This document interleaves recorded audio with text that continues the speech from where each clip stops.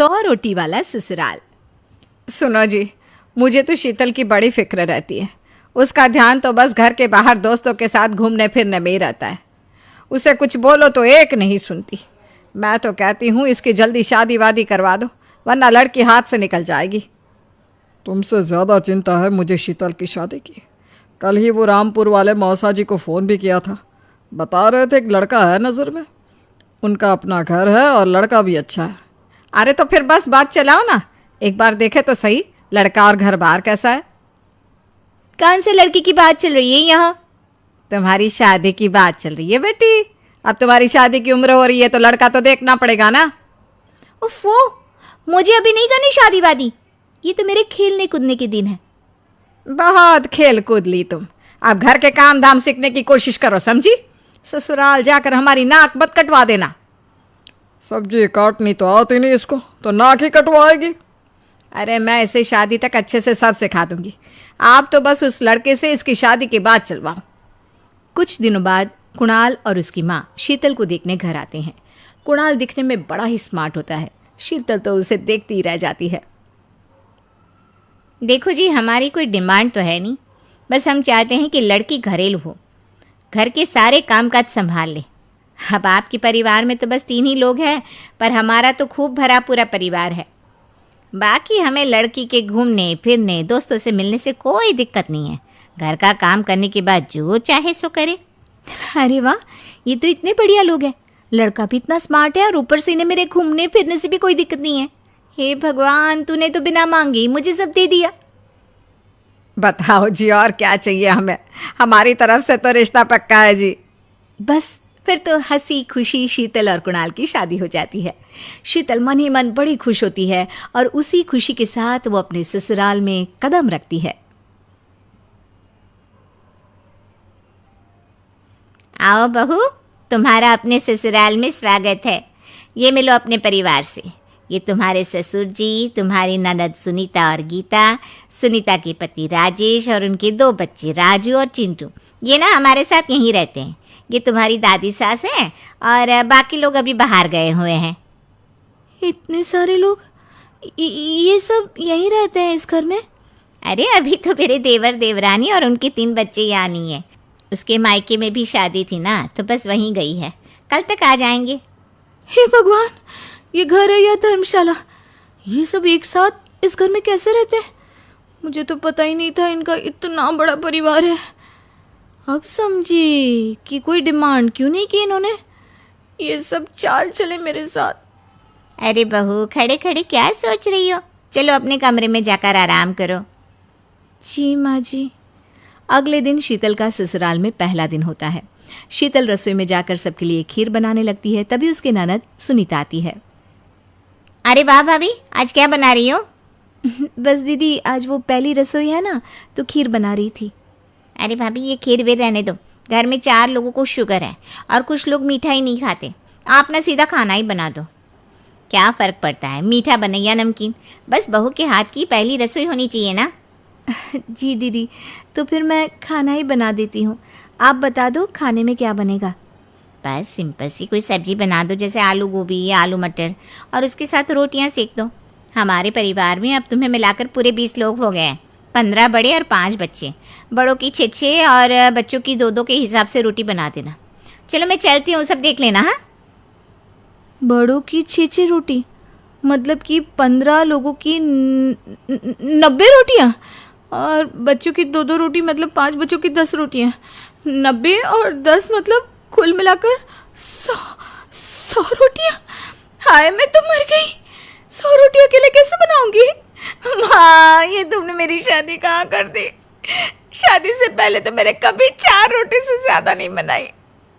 शीतल एक बड़ी सी परात में 100 लोगों के हिसाब से आटा निकालती है और उसे गूंथना शुरू करती है। आटा गूंथते गूंथते शीतल के पसीने छूट जाते हैं। उसके बाद बारी आती है रोटी बनाने की। शीतल एक एक करके रोटी बनाना शुरू करती है और 10 रोटी बनाते ही अपनी कमर पकड़ लेती है। हाय, मैं मर गई। मेरी कमर टूट गई खड़े खड़े, और ऊपर से इतनी गर्मी।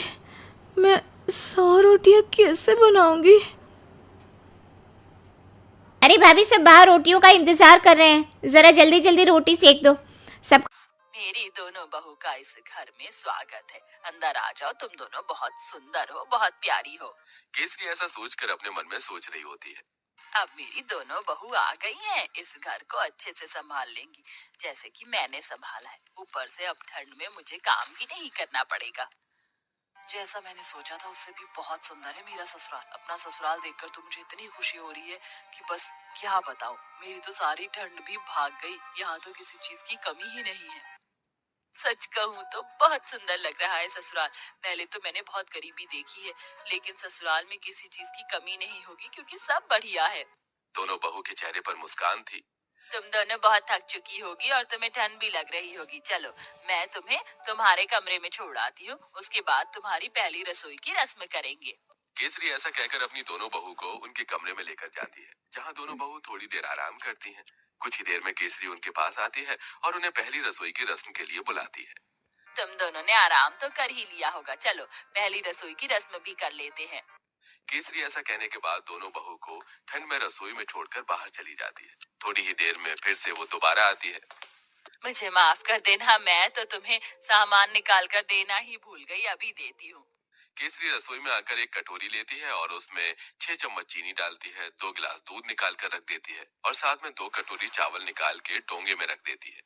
ये रहा सारा सामान। अब तुम अच्छी सी स्वादिष्ट खीर बनाकर सभी के लिए मीठे में लेकर आ जाना।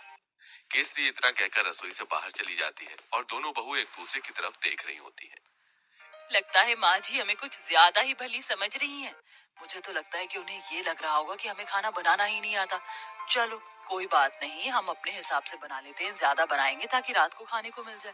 खाने के बाद कुछ मीठा अच्छा लगता है। इस तरह आराध्या और राधिका दूध चीनी चावल निकाल कर ज्यादा सी खीर बना लेती हैं, जिसके बाद वो खीर परोसकर घर में सभी को देती हैं। बहुत अच्छी खीर बनाई है। वैसे ठंड में खीर अच्छी लगती है, लेकिन चलो खाना तो अच्छा बनाना आता है तुम्हें। कितनी अच्छी बात है, मेरी बहू तो बिल्कुल मेरे जैसी आई है, थोड़े सामान में ही अच्छा खाना बनाना। केसरी ये सोचकर बहुत खुश हो रही होती है। वो कुछ देर बाद अपने कमरे में आराम करने चली जाती है। अब दोपहर का खाना बनाने की बारी आती है, तो दोनों बहू ठंड में रसोई में आती है। कुछ ही देर में केसरी भी रसोई में आती है। अरे इस वक्त तुम रसोई में क्या कर रही हो? माँ जी, हमने सोचा कि समय पर ही दोपहर का खाना बना देते हैं। अरे दोपहर के खाने की क्या जरूरत है, सीधा शाम को खाना बनाना चाहिए ना। वैसे भी ठंड में इतनी भूख कहाँ लगती है। और इस पतीले में क्या रखा है? केसरी तब पतीले को देखती है तो उसके अंदर खीर होती है। हे भगवान, इतनी सारी खीर! तुम दोनों ने इतनी सारी खीर कैसे बना दी, जबकि मैंने तुम्हें सिर्फ 2 कटोरी चावल दिए थे, 2 गिलास दूध दिया था। अरे माँ जी, हमने ज्यादा इसलिए बना ली थी ताकि हम रात तक आराम से खीर खाते रहें। हे भगवान, तुम्हारा पेट है कि कुआं? आज के बाद ऐसा बिल्कुल नहीं होना चाहिए। जितना मैं सामान दूंगी उतना ही बनेगा। ठंड में इतना खाना कोई नहीं खाता। लेकिन माँ जी, लेकिन वेकिन कुछ नहीं। इस घर को चलाना है या घर की बर्बादी करनी है? आज से ही अपने कान में आटा लगा लो, फिर ये गलती नहीं होनी चाहिए। राम राम राम, इतनी सारी खीर देखकर कहीं आज मुझे हार्ट अटैक ही ना आ जाए। ऐसा बोलते बोलते केसरी अपने कमरे में चली जाती है और दोनों बहू ठंड में कांपते हुए एक दूसरे को देखती रह जाती हैं। फिर आती है रात को खाना बनाने की बारी। तो रात को जब खाना बनाने दोनों बहू ठंड से कांपते हुए रसोई में जाती हैं, उनसे पहले वहाँ केसरी मौजूद होती है। उसने पहले ही सब कुछ गिनती करके निकाला होता है। देखो बहू, ये 1 बैंगन है, 4 आलू हैं, साथ में मैंने आटा निकाल कर रख दिया है। इस आटे में से केवल 10 रोटी बननी चाहिए। 2 मेरी, 4 तुम दोनों की और 4 दोनों मेरे बेटों की। ऐसा कहकर केसरी रसोई में चली जाती है। इस तरह दोनों ही बहू कंजूस सास से बहुत ज्यादा परेशान हो जाती हैं। रोटी बनाते बनाते आखिरी में 10 रोटी के बाद एक लोई रह जाती है। दोनों बहू वो भी बना देती हैं। तो इस बात पर भी केसरी उन्हें खूब सारी बातें सुना रही होती है।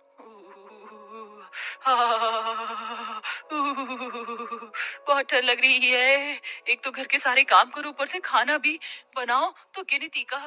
मेरा तो पेट भी नहीं भरता। पता नहीं कंजूस सास हमें कुछ खाने क्यों नहीं देती। सही बोल रही हो, ऊपर से रसोई में काम करते हुए ठंड लगती है। हमारी सास हमें एक हीटर भी नहीं ला कर दे सकती। वैसे मुझे बहुत जोरों से भूख लगी है। 2 रोटी में मेरा क्या होगा? एक आखिरी में 10 रोटी के बाद एक लोई रह जाती है। दोनों बहू वो भी बना देती हैं। तो इस बात पर भी केसरी उन्हें खूब सारी बातें सुना रही। बहुत ठंड लग रही है। एक तो घर के सारे काम करो, ऊपर से खाना भी बनाओ तो गिनती का। मेरा तो पेट भी नहीं भरता। पता नहीं कंजूस सास हमें कुछ खाने क्यों नहीं देती।